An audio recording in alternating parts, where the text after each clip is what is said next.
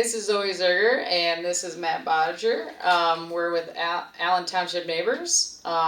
We wanted to come here and address the hearing that happened and the Allen Township meeting that happened just a couple days ago or weeks ago, depending on when you guys watch this video. It was August 7th, 2024. We want to address some things and concerns that the community has about this situation that's going on. So there's a bunch of things that people have been asking, and we kind of just want to go over the facts. And there's a little bit of speculating too. So Matt, do you kind of just want to give a little rundown of what exactly happened at the township meeting and what all went down? Sure. So the zoning book, as it was written by the zoning committee, it went through all the various stages, including Hancock Regional Planning. It passed their 2 votes that they had. It was sent over to the trustees. The trustees then had to have a hearing on that, which, as Zoe mentioned, was the 7th of August. Yes. Okay. And based on the timing of when that had to go through that hearing process to get it on the November ballot, they had to approve it that night. That night of the 7th, they had to approve it. And much to the surprise of those of us in attendance, they said, okay, thank you for all your comments. We will take those under advisement, and we will see you tomorrow at our regular meeting to vote on whether we're going to move this forward or not. Which, in essence, meant no zoning on the ballot in November. And again, very shocked reactions from many of those in the crowd who were doing the math on timing. And there's some reasons behind that. And as it turned out, they did have their meeting the next day. They went ahead and approved it with changes, but at that point, that pushed it out until approximately the next election cycle, which would be May of 2025. So my understanding, maybe my opinion, strong opinion, I think, it sounded like on the legal side that the Allen Township trustees were strong-armed by the company suing them. Sounds like they were either going to be drowned in debt or take a deal. Would you like to clarify on that? Well, and there's a lot of things about, hey, what about our constitutional right to vote and all these things. So, but there are some reasons, legal reasons why. Okay, and it was a partial deal. Okay. But only partial. Okay. So even though this deal, and I'll explain the high points, even though this deal is around, there is still a trial going on trying to get the entire zoning process thrown out still to this day. And that is going on the week of August 13th. That's when that is happening. So that is still ongoing. And our trustees, our zoning people, they are still in front of the judge at this time. Okay, so we don't know how that's going to play out. The judge will do what the judge will do. Okay. But as far as this deal goes, what it did, the trustees had to give up a few things, and One Energy gave up a few things. Okay? What the trustees gave up, the big glaring one is, they gave up putting it on the November ballot. That was their number one reason. Wow, that seems very, I don't know, sounds like they're dictating what Allen Township can do. I don't know, take their right to vote away on the November election. That's weird. Well, it is very strange. So they gave up that. They also are required to record and publicize and publish those recordings of any future meetings. Okay, which there's an expense there to the township, but I'm sure they'll figure out some way to do that. Then they also have to have public deliberations on any future zoning appointments, which would include replacing any current zoning board members, any sort of formation of a zoning board of appeals, as well as the zoning inspector. Now, some would argue that all of those deliberations were already done in public, so that's really not anything. Okay, so those are the high points of what the township had to give. Okay, so here's why. Here's the One Energy side of what One Energy gave up. So One Energy was first and foremost suing for their legal fees to be reimbursed for all these lawsuits. What would you estimate that price be? So I'm estimating. Okay. My estimate, nobody else. It's at least six figures, probably closer to maybe even pushing, by the time it's all said and done, maybe even as far as $200,000, maybe more. Outrageous. Yeah. Okay, the township would be bleeding with this. Okay, so in addition to that, there are also there have been records requests as part of this legal process. These lawsuits, plural. Okay. And what's a records request? Okay, well, they send a notice through the court. It goes to the trustees. It goes to the zoning members. It goes through all those channels. Produce documents from this date to this date pertaining to this. Okay. So if there's any sort of missing information, like say somebody, I'm not an attorney, but let's just say somebody didn't include copies of their text messages to their spouse, for instance, in this group of texts. Okay. Each one of those issues could have been pursued, which would have included fines of up to $10,000 each. Okay, so you're thinking, oh well, they asked for what papers did you use for this? No, there have been, at last count, the trustees have processed, just the trustees, not the other groups, over 30 different records requests. Okay, we are currently in August. This started in January, February timeframe. Right. So divide that out by 30, and you're talking multiple times, almost on a weekly basis. Hey, I need these records. I need these records. And again, for some of the zoning members, they're asking for text messages, exchanges between husband and wife.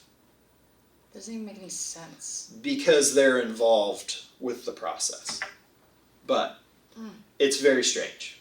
Okay, so that could have been a huge additional financial liability.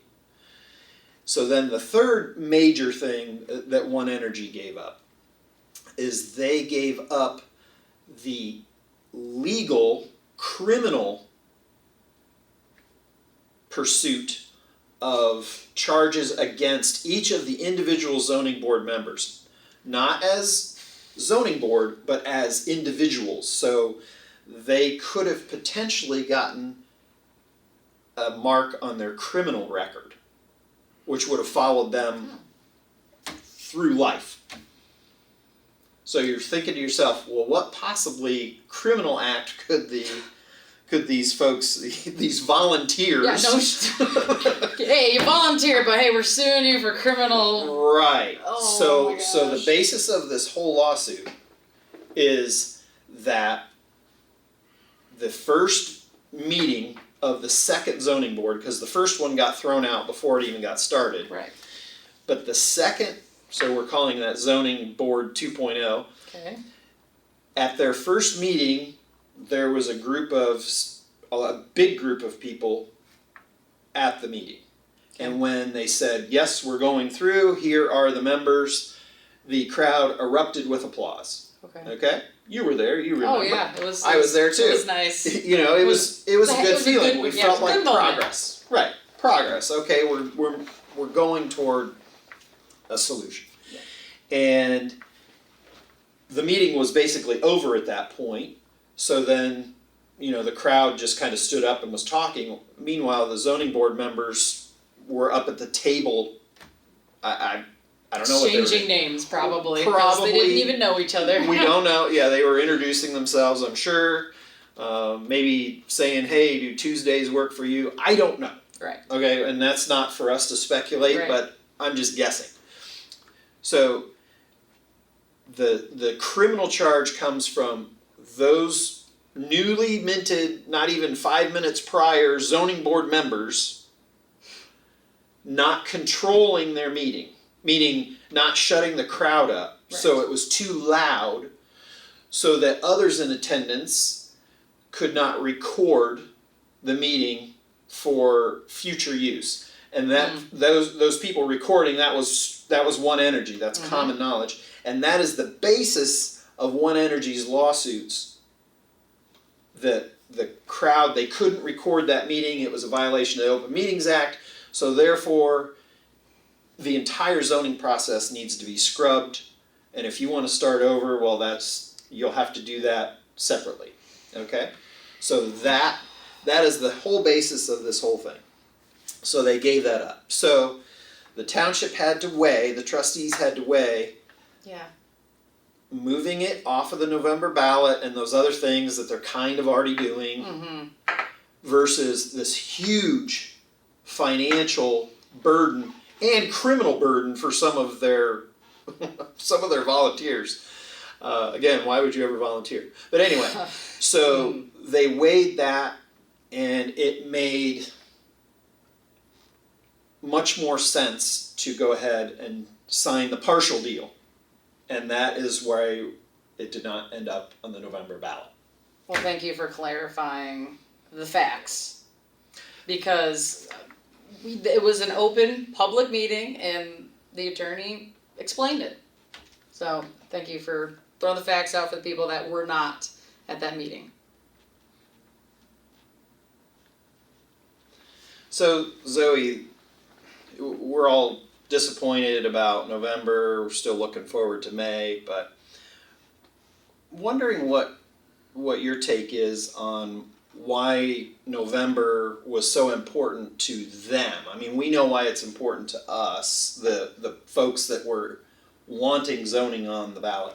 Why do you suppose it was so incredibly important for One Energy to pull back from that or have us slow down? So there's just a lot going on with this election. Since this is a huge election. You gotta vote on a different president. And you don't know how that's gonna go. It's either gonna lean one way or the other, clearly. And that also comes with how much money in grants some of these big projects are gonna get. So my opinion in this background, I guess I should say, in my industry, and we follow a lot of the big projects that are coming up in different states, because we're a nationwide type of brotherhood, sisterhood, So when it comes to big elections, a lot of these big corporations will pump the brakes on big jobs, especially the ones that are in the millions to billions. And they'll wait to see if it goes the way they want to.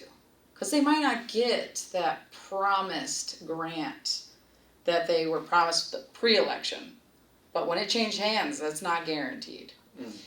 So my strong opinion with One Energy wanting that zoning off of the November ballot is because if Allen Township got zoning on the ballot, they couldn't start all their big projects they might get all this money from. Okay. So there was an interesting article that was published August 12th that Marathon was a part of a large hydrogen venture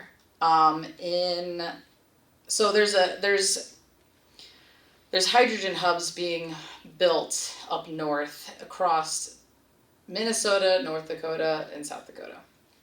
And Marathon Petroleum was going in a $2 billion project with TC Energy called the Prairie Horizon Hydrogen Project. And $2 billion, that's a lot of money. Mm-hmm.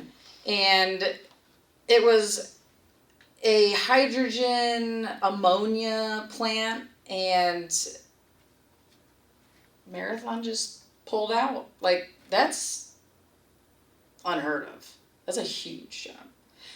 But why would they start something that they're not guaranteed? Possibly half of the money was supposed to be in grants. They don't know for sure they're going to get that if the election doesn't go their way. So everything's kind of connected. All these big corporations that need some of these subsidies to do their big projects. And it's not a secret that Marathon is wanting to do the Black Swamp Combinator with One Energy. Right. So why would you put zoning on the ballot and jeopardize something huge for One Energy and Marathon? So you mentioned Black Swamp Combinator. Mm-hmm. So do you have a quick rundown of what that is again, what that involves? Do you know that off the top of your head, or? I know the gist of it. It sounds like it. I don't know exactly like the acreage that they're looking for, because clearly they don't have it all yet. That's definitely in a work in progress for them. But they want to have wind turbines. Clearly they are proposing the 600-foot tall ones. They want to put solar fields in. And I'm pretty sure they might be starting construction on a 30-acre one they have going on right in construction possibly. And then they want to start hydrogen production, which is interesting that That the is whole interesting. Marathon and other energy companies going in together. And they want to do like crypto mining and anode and cathode manufacturing, and there's just a lot. I mean, they're looking for like an energy hub to charge multiple semis. I mean, I don't even know. Do electric semis even exist right now? I mean, that I've never seen one, to be honest. Yeah, I've seen the like Amazon vans and stuff, and you got your Teslas. You know what I mean? But I don't think I've actually seen a semi. I think they're testing them. Okay. I think they're still trying to prove out. You're moving 80,000 pounds of a lot stuff, of weight for electric. and you got to have some pretty massive batteries. But I suppose if they're plugged in to one of those turbines, which kind of goes against the way those turbines were marketed to the public, because they were marketed as, hey, these are going to be plugged in directly to the off-taker, whether that be Whirlpool or Ball or Valfilm in our community.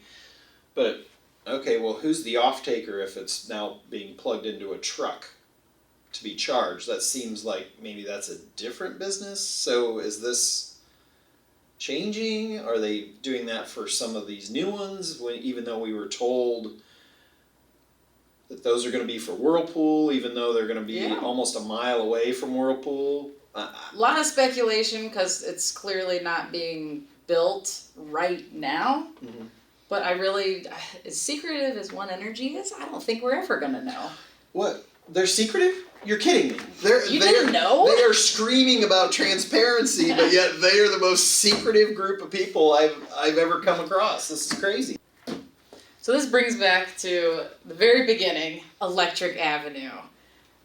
That didn't go over well. Clearly, everybody's like, what? We're not changing a main road to Electric Avenue just because some semi drivers can't find it from Whirlpool or One Energy or whoever was complaining about it. Nobody's going to change a road name because you are inconvenienced.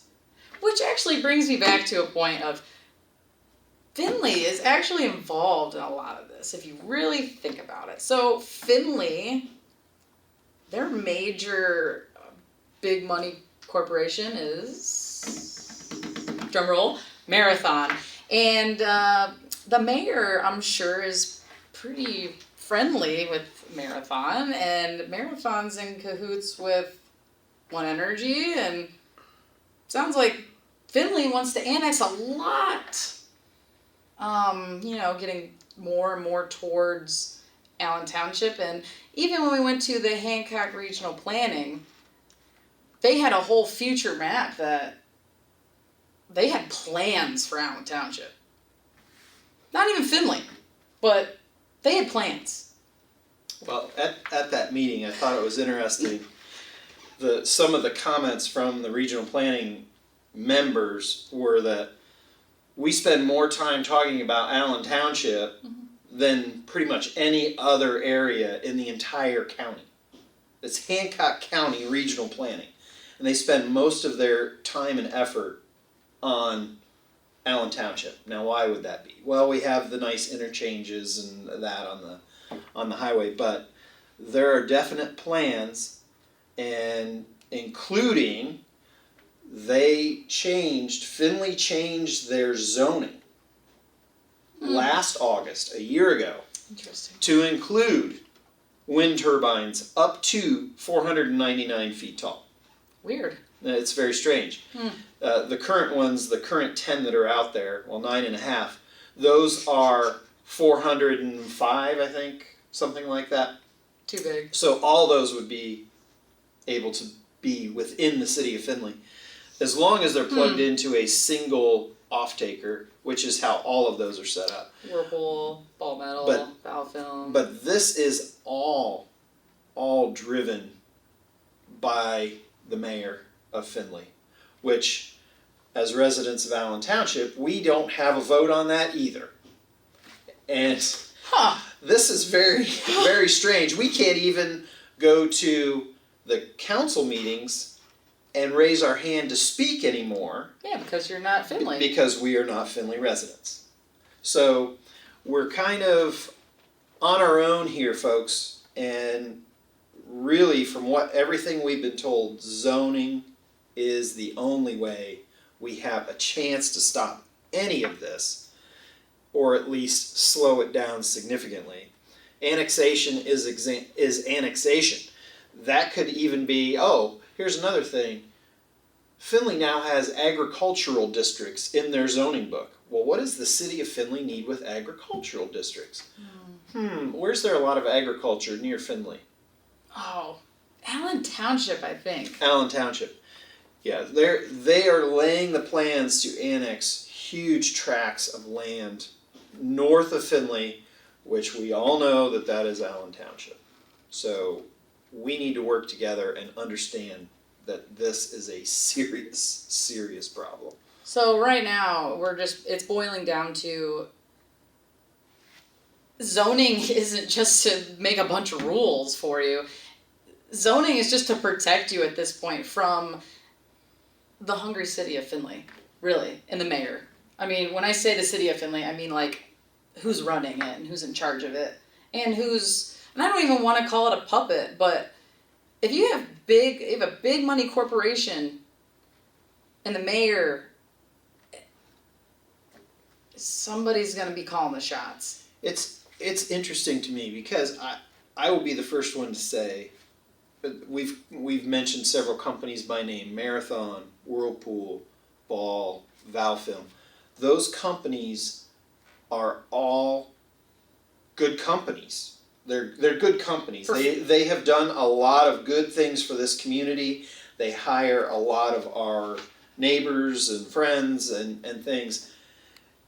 But some of their leadership is a bit misguided in looking, or not looking as the case may be, at the impacts of some of their proposals, trying to make themselves look green or, you know, godly as the case may be. You know, they want to look like, oh, look at us, we're saving the planet, when in actuality the harm that they're doing behind the scenes Yes. is honestly, it could be irreparable. And it is not the people working there, it is not the companies, it is their current leadership that is pushing these agendas that really, really needs to be questioned. And hopefully they will come to their senses. Yeah, and that's the biggest thing. It has nothing to do with vote yes, vote no for zoning. This has nothing to do with it at this point. We just need protection. I mean, it's a constitutional right to vote. And the fact that we cannot do that this November because of deep pockets controlling that, deciding that for the people, that is so wrong. I don't care what's on the ballot, you know, but zoning didn't even get a shot because of deep pockets. And I hope whoever watches this video understands that. Like, it's not about if it passes or not. It didn't even make it because of deep pockets. And they took that right to vote on that subject away. And I feel like that's the biggest message that needs to come out of this video. Agreed. We're Allen Township Neighbors. We are here to educate about the zoning process in Allen Township. Unfortunately, all of these things that we've been talking about All are connected. affecting our abilities to And they're all connected. do that. It's all connected, and it's very unfortunate that we are paying the price for these different things that we've talked about. So hopefully we'll have positive news on our next go round. Cross your fingers. I hope you guys enjoyed this video. And it'd be awesome if you guys could give us a like or a follow on Facebook at Allen Township Neighbors. And we're keeping you up to date as soon as we know things. So Thank you. Keep in touch.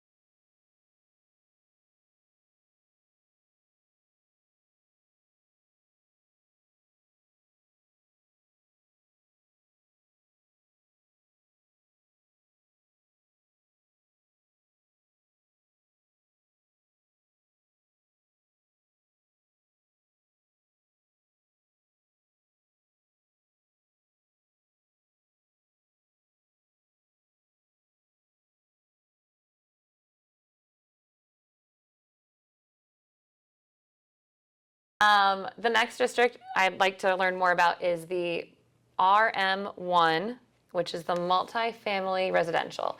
And it is colored green on both the slide and the copy in the zoning book, down in that southeast corner. Southwest corner, thank you, southwest corner. And this is to address apartments, condos, townhouses, multiple families living in a residence, correct? Yep. So there's that spot was specifically chosen because I think they're putting condos in there right now. Condos or townhouses. They're already planning on using that way, and they're like perfect. Like again, the goal was to keep it however it's currently being used. Try to keep it the same if possible. So that's why that spot was selected. Okay, and I think it's important for us, for good. our viewers to know if you rent in this area and you're registered to vote, you can vote on this because it will still impact you. So, For sure. Yep. Yeah. Any big Multifamily dwelling, like you said, convalescent houses. All use is permitted in the R1 district, so single-family homes could go in there too. Conditional use would be general hospitals, daycare facilities, so accessory buildings again. So okay. Good. Okay. The next district is kind of, I want to talk about all three, but I know they are each their own. So there's the B1, the B2, and the B3. It's the business districts. So the B1 is, it kind of like works its way up, right? So the B1 can happen in the B2 and the B3, yep, but the B3 cannot necessarily happen in the B1 correct. unless it's grandfathered in. Right. Okay, cool, I got it right. Yep. So Okay. in B2 is the same way. B2 can happen in B2 or B3 districts. But not necessarily So- B1 Right. as a new build. Okay. Yeah, I forget. There was pyramid zoning or something. Pyramid something was the term that they used. Makes so yeah. sense. Yep. So tell us about the little differences between B1, B2, and B3. Yep. So kind of what we were hinting at earlier, where zoning doesn't tell you what color your house can be painted or any like. It's more about like how are things being used. So the business districts, really, it doesn't necessarily matter completely what's going on inside the building. It's just looking at what type of business is it. So as a very quick way to look at the business district, B1 is businesses that operate in a building that's 2,500 square feet or smaller. And then B2 is 10,000 square feet or smaller, and then B3 is larger than 10,000 square feet. So, and for reference, like a 10,000 square feet is like the average size of like a Dollar General. So, Okay. and then our Kroger is like 62,000 square feet for just to get an idea how big certain things are. So, Okay. yeah, that's the quick and dirty, like what's going on. It's really how big of a business are you dealing with here? Excellent. And so you can kind of see where the zoning commission has thoughtfully placed some of these businesses so that for some of us living in like the white area, we wouldn't expect a Walmart to go in next door. Right. Right. Yep. Couple quick notes. B1 would be restaurants that don't have a drive-through. Kind of your small restaurants, your mom and pop kind of restaurants. Yeah. After that, it's a lot. There's dry cleaning establishments, retail business, supply businesses, service businesses. So it really kind of is mostly about the square footage. That's kind of your quick way of understanding what's permitted in those. Okay, great.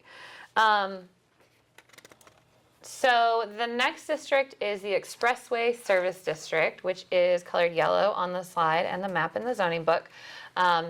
So it's important to include something like this so that the township has a place to grow in this type of businesses and area. We see that it's placed at 613. Right. And it looks like, we have a spot off of 99, but I'm guessing a lot of that's kind of already developed. Yeah, a lot of around 99 has already been annexed into Findlay. Oh, that's true. So you're kind of limited to where Jeffrey's Antiques is at,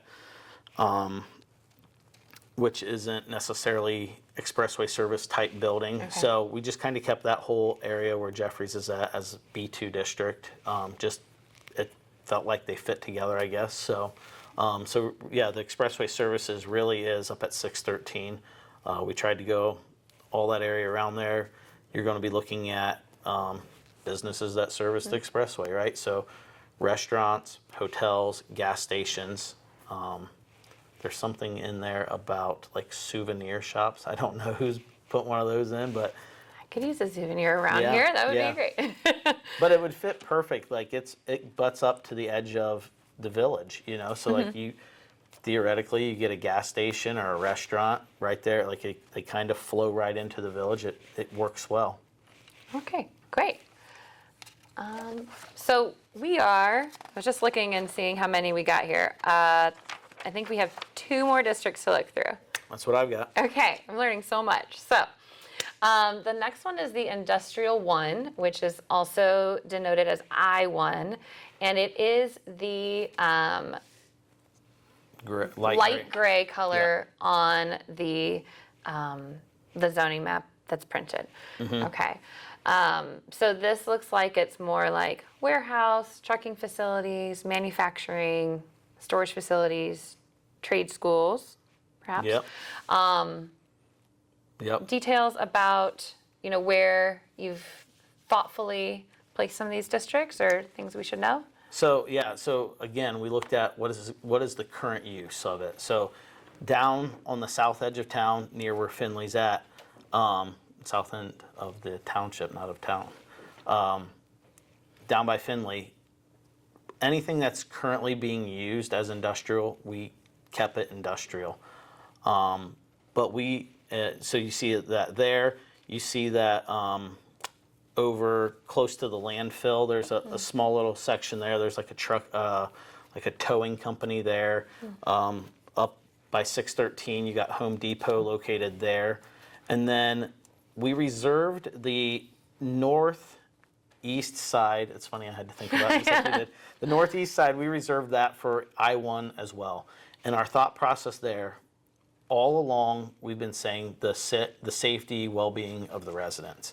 So we want to keep the industrial away from the residential, and that was the perfect spot in the township. There is very little housing up there. There still is some, and that's unfortunate. But this is what affected the fewest residents as possible. If you trying to find that big of an area anywhere else in the township, it affected a lot of houses. Compared to this, there's only a handful of houses up there. So that is how we chose that. That location just north of there is the on-off ramp in North Baltimore. So they do have expressway access. Some people have said, oh, the roads are not wide enough for trucks up there. And that's true. Like there will have to be some development of the roadways going in. But the reason we put it up there for the protection of the residents, and then anything down close to the city of Findlay tries to annex in and take the taxable, the tax income from it. So by having it further away, it's a place where we can get industrial businesses, and hopefully they'll be here for years to come, supporting our township rather than supporting the city of Findlay. So yes, it'll cost some money to develop those roads as needed, but you'll be having the tax income to also do that Right. work. So I think it's a perfect location for it. And the other thing is the farmers may never sell. Right. It might stay As it is. agricultural use for years to come. So that's what it comes down to is, does anybody really want to sell their land? And the good news is, the way I look at zoning is, should I live in this district and should a developer want to put an industry there, with zoning, you would have some setback Right. restrictions, which currently do not exist. So Right. I feel like that's kind of the benefit of thinking about, okay, if I do live here, what would that mean for me but in some senses, it might be a protection. Right. The other part with that too, the I-1 that's up there, where the heaviest amount of houses are, we did make that B3, trying to keep, smaller business rather than huge industrial businesses there, so like right next to their property. So we tried to build a little buffer for them to protect them as well. So Thinking about the growth, but also the safety and wellness of the residents. So right. great. Okay. Another thing, the pyramid. Yes. So I-1 can happen in I-2, but I-2 cannot happen in I-1. Okay. Same thing here. Excellent. Okay. So, and then I believe this is the final district. Yes. Okay, that is the I-2, Industrial 2, which is really the heavy-duty industry. So junkyards, landfills, turbines, all kinds of things that really are heavy duty, and they fall into a different district. Yeah. So, Yep. And these are the things that people in general want to be protected from. So we just zoned that whole block where the landfill is currently at. There are some houses around there. Those are non-conforming uses. They can continue living there. Nothing changes for them. But this is where, the whole thing's pretty much landfill already. So the landfill's not going to change what it is, and the houses aren't going to change what it is. They are. So for the most part, everybody kind of stays doing exactly what they've been doing in that area. But that is where it kind of keeps the landfill in that area rather than expanding out into all the residential areas. Is the idea. I think that goes back to at least any research I've done about zoning says the whole point was to eliminate the incompatible uses. So, heavy industry and residential, any search that I've done has shown that those are not compatible uses. So thinking of a place to put those and have a district for that. Right. Okay, cool. Okay. So you told us earlier that at the end of all those district definitions, and the end of the district definitions, there's the general provisions, which kind of applies to, is that provision for all the districts? Or did the general provisions? General provisions kind of like give a little clarity on how they apply everywhere. Okay. Yes. So the fences fall into general provisions. It basically says, hey, the restrictions are in the residential district, Okay. So if there's a specific topic, it would fall in general provisions. Okay, so definitely an area for everyone to look at no matter which district you live in. Correct. Okay. Real quickly, immediately after the district section, the book has changed since this slideshow was made. Okay. So they put in a conditional use requirements, and this kind of goes with what I said earlier about is it harmonious with the neighbors, basically. Okay. So if you see something that is a conditional use, you're using that as conditional use. If you go to this, it's like page 24. It's got some general standards which basically say, how does this affect your neighbors?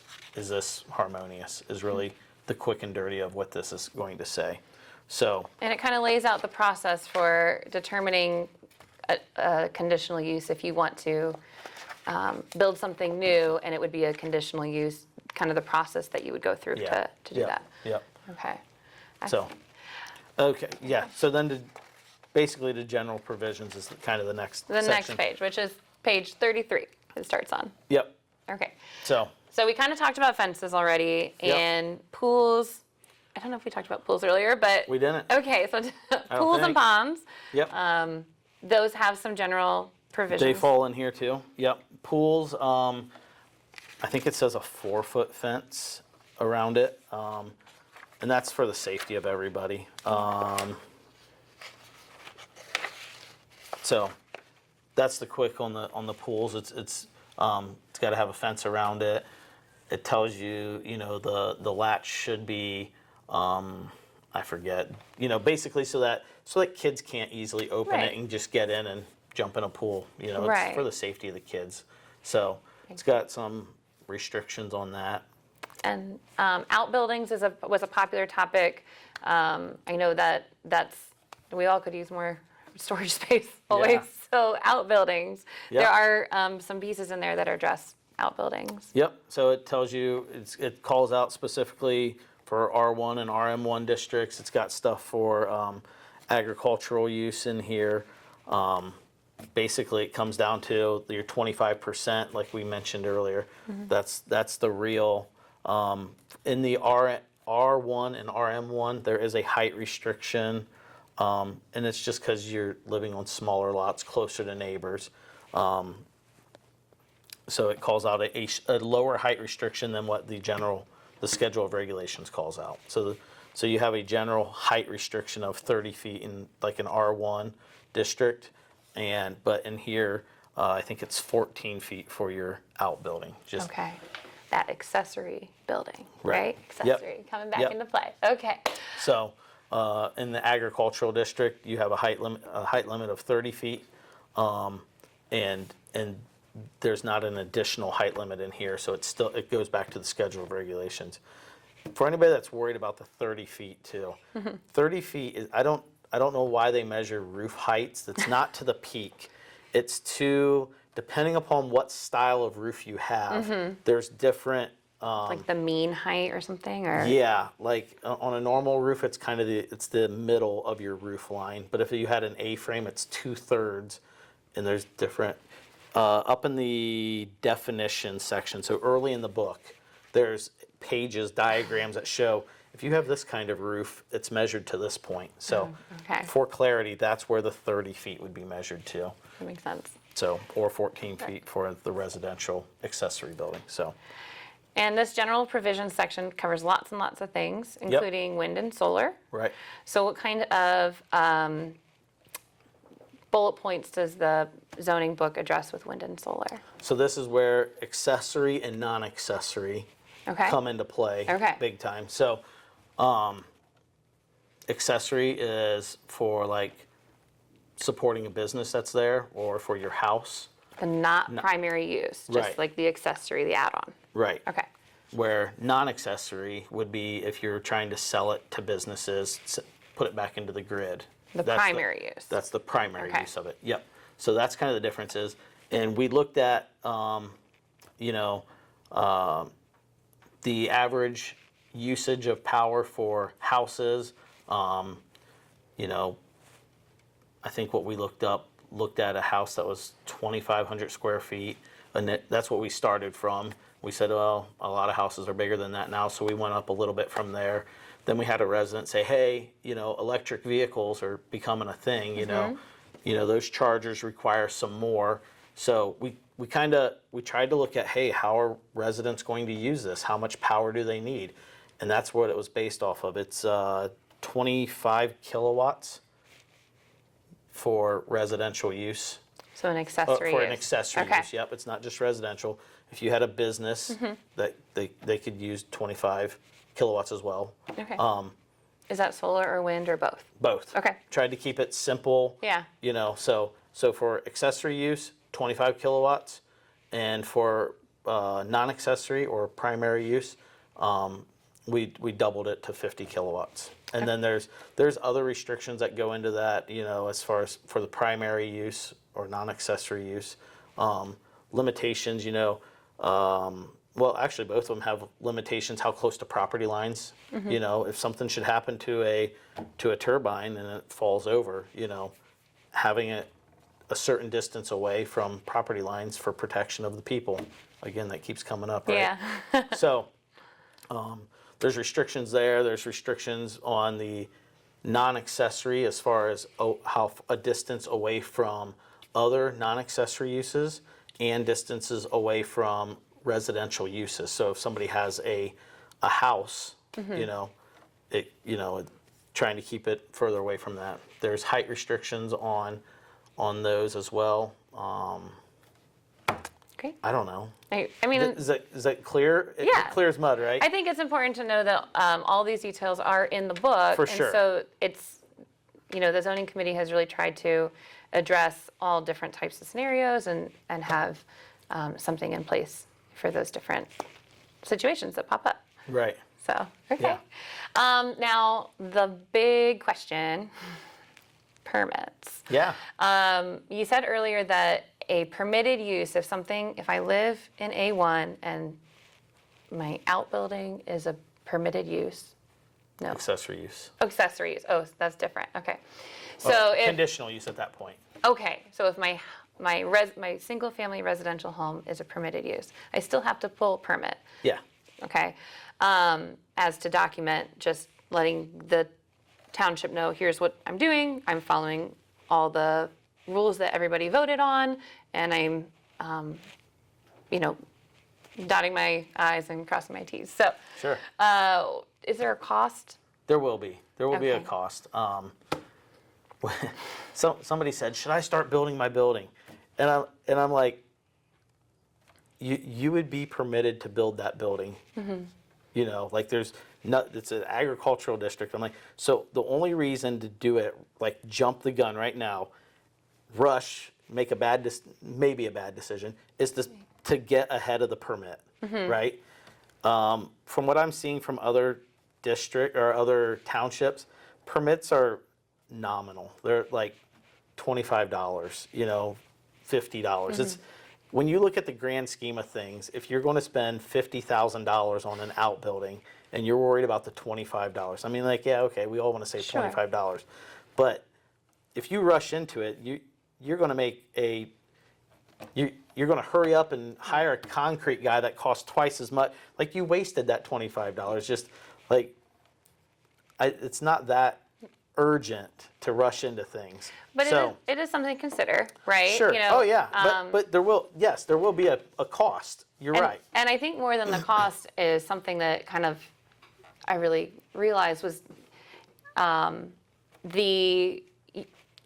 the waiting period, but there is a period of time where if I submit my permit, I'm waiting to hear back for the go-ahead, per se. So, okay, quickly on the cost. Okay. It's set by the trustees. It's not Okay. even set by us. Okay. So, we'll have to wait and I to don't hear think from them. I don't think it's a money-making deal. Like, Sure. you got to offset the cost of paperwork, the inspector to come out. I get all that. That's why there is a cost. The waiting.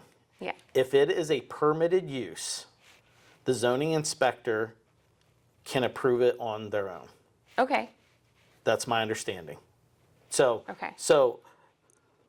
there's really you don't have to wait until the next, meeting, which doesn't happen for a month or two or whatever. No, if it's permitted, it can be approved right away. Okay. If it is something that's a conditional use or something special that has to go to the committee to review and make a decision on, Yeah. then it'll probably wait a couple weeks. Like I think there's going to be meetings every week. So if you put in for your permit like the day after a meeting, you're going to wait a month until. But that month is important, or that time is important, because you don't want to there's so many variables. Sure. If you ask permission to put in a pool or put up a fence, or we got to go out and look. All right, where are you planning on putting it? Oh, you want to put it in your setbacks. You can't put it there. So now, you got to look at all the variables of what's going on and make sure it's fitting to the zoning code. Yeah. So that it could take a couple weeks, but again, in the grand scheme of things, like a couple weeks over the time to build a building or whatever isn't typically a big deal. So. Right. Well, and it's just something new that none of us have really had to think about too much. So I think Right. that's important, when you're voting, to think, okay, well, this is going to change things a little bit for me. And that's okay for some of us if you choose that way. But it sounds like it's laid out in the book as far as what is the process. And there Yeah. is a process. So. Yep. No, there's a whole section at the back as far as the responsibilities of the zoning inspector and the process, and All the nitty gritty. submitting a site plan, and it tells you what to put on your site plan, indicate where roads are at, to just say, hey, this is roughly where my house is at. Show where your house is currently at on your property, where property line. It's spelled out in there in the process, and it tries to spell it out so it's Yeah. crystal clear. And when you go to do it, I remember doing it whenever I submitted for my septic system to the health department. Like I had to hand draw the property. Like everybody knows that it's a resident doing this, and it's not really. We're all just It's yeah. regular people. A quick drawing. Trying to live. It doesn't have to be perfect, but get the important information on the page, and Okay. it's not crazy. Okay, that makes sense. And then I think there was somewhere in the zoning book to say like, some of us are very creative minds. We might come up with something totally new and amazing. What does the zoning book tell about anything unaddressed in here? Yeah, it basically says that there's no way you could possibly dream up every scenario and have it all documented in this book. And there will be technology 50 years from now that we can't even predict. So the book is a living document, they call it. It can change over the years if there is some technology that we need to incorporate into this in the future.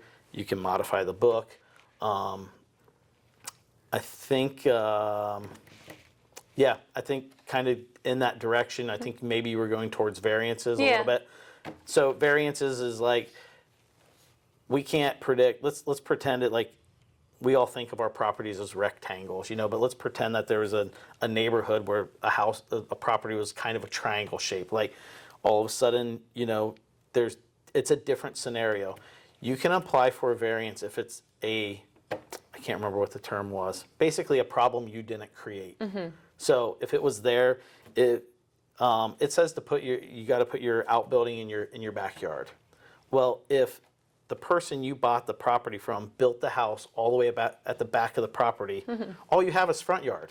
Where are you supposed to put a building? Well, you did not create this building problem. You did not build the house in the back. Somebody else built the house in the back. So since you did not create the problem, you apply for a variance. You say, hey, here's why I think I meet this criteria.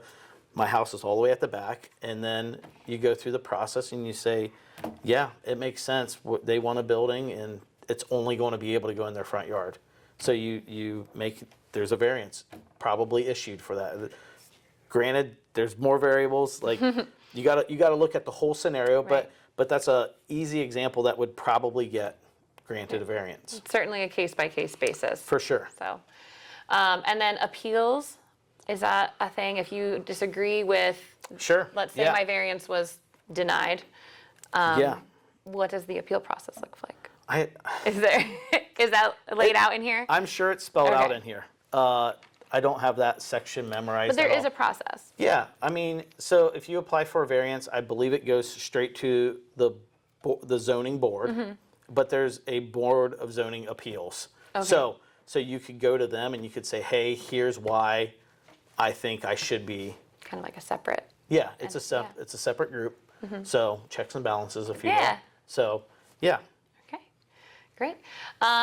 And I think there's also a section that says general exemptions, which is kind of is like a blanket. Here are some things that are exempted from like height requirements and Yeah. various other things. Yeah, I remember at the town hall, there was a gentleman that came up to me and asked about, they do, I think it was ham radio or something, and I forget what they actually fall under, transmission towers or something. Sure.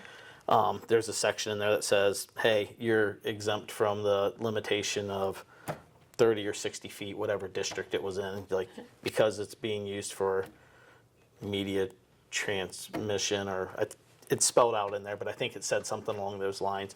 It would be exempt, and so he was like, "Oh, that's it." Oh, yeah. Yep, it's that simple. There are some things that kind of naturally fall outside of those limitations. So. Yep. Okay, and we talked about subdivisions. We've talked about some lots. Now, will zoning protect us from annexation at all? Technically, no. Zoning does not protect you from annexation. The way I look at it is it can slightly deter annexation. Okay. If a property owner wants to be annexed in and the city of Findlay wants to annex them in, I think there's reasonable likelihood it would happen. But the city of Findlay would love to annex in big corporations. I think it's it's my understanding they've been after Ball and Whirlpool for years, but Ball and Whirlpool haven't wanted to go in. Okay. So it doesn't take away opportunities for those businesses necessarily. Zoning doesn't really have anything to do with annexation as No, far as like no. limiting what they can and can't do. Right. Okay. But the city of Findlay would be less likely to want to farm a field, you know? Yeah. So, Yeah, that makes sense. So I think that kind of covers a lot of the zoning book, certainly not all of it. So again, there's still a lot of details in there. yeah, so I think any voter who wants to be really informed can feel free to get a copy of the book, read through it. If you want to know more, there is a website, allentownshipneighbors.com, and there's an Allen Township Neighbors Facebook page that is a great way to get some more resources, information. And John, thank you so much for Yeah. coming tonight. I'm No sorry, I problem. know that was a lot No, it's to go fun. through, but I feel like I'm more informed. Good. I was able to ask a few questions that maybe didn't make sense in the zoning book. Now, if I'm reading the zoning book and I have a new question, Yeah. is there a place that I can go ask those questions Yeah. before the hearing? Yeah, so we still have a few meetings left on Thursday night. I think we're doing every Thursday night leading up to July 5th? July 5th. Probably not Ju- July 4th, though. July 4th is a Thursday, but there's no meeting that night. Okay. So I think we still have a couple more meetings leading up to it. So that's on Thursdays from 5 till 7 roughly, just Okay. depending upon how things go. But starting at 5 on Thursdays. Those are open to the public. Those are at the Allen Township building. Also with that, Tuesday nights, people are at the Allen Township building from 6 to 7, specific for if somebody has a question. Okay. You can stop by there. I'm sure if somebody reaches out to you guys with specific questions, it's happened before, they get relayed. Some people have showed up to the meetings and asked on behalf of people that have emailed stuff in or Messenger or whatever. So Yeah. reach out, ask somebody, Yeah. and it'll likely get there. I think by far the best way to do it is to come on Tuesday or Thursday night, ask in person. You know, it's straight from the horse's mouth. You get to hear, and if we don't get if you don't get the answer you were trying to get, you know, you can clarify in that moment. You know, versus. Great. Somebody Just can only, guessing, yeah. You would just be relaying the message, and you'd be like, okay, I'll forward that back along. So, Yeah. ideally, people would come out on their own and chat with us. Great. Well, thank you again. And if you have any more questions, please feel free to attend a meeting, or you can email allentownshipneighbors@gmail.com, and a fellow neighbor will happy to relay those answers back and forth. So thank you for watching.